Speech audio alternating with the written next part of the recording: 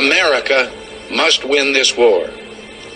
Therefore, I will work, I will save, I will sacrifice, I will endure. I will fight cheerfully and do my utmost as if the issue of the whole struggle depended on me alone.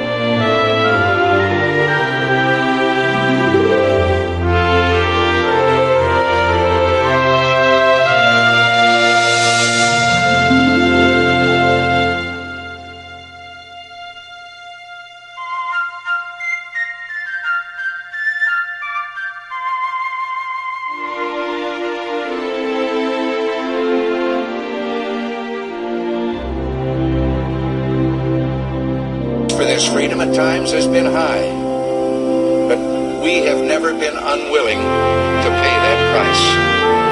Those who say that we're in a time when there are no heroes, they just don't know where to look.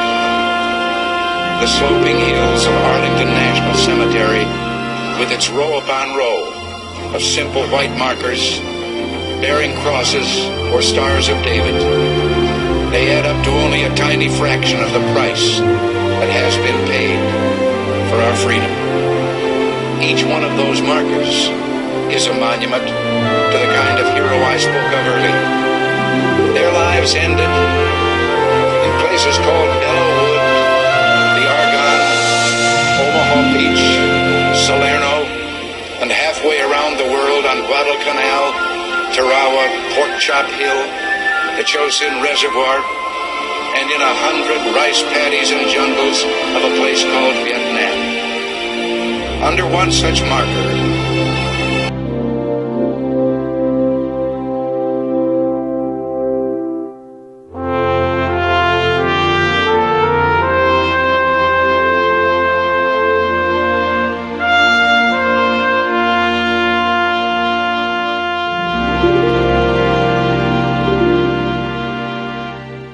I wonder, in fact, if all Americans' prayers aren't the same as those I mentioned a moment ago. For all we can ever do for our heroes is remember them and remember what they did, and memories are transmitted through words. We see these soldiers in our mind as old and wise. We see them as something like the founding fathers, grave and gray-haired. But most of them were boys when they died, and they gave up two lives, the one they were living and the one they would have lived. When they died, they gave up their chance to be husbands and fathers and grandfathers. They gave up their chance to be revered old men. They gave up everything for our country, for us. And all we can do is remember. There's always someone who is remembering for us. No matter what time of year it is or what time of day, there are always people who come to this cemetery, leave a flag or a flower or a little rock on a headstone, and they stop and bow their heads and communicate what they wished to communicate. I think sometimes of General Matthew Ridgway, who, the night before D-Day, tossed sleepless on his cot and talked to the Lord and listened for the promise that God made to Joshua. I will not fail thee, nor forsake thee. We are surrounded today by the dead of our wars.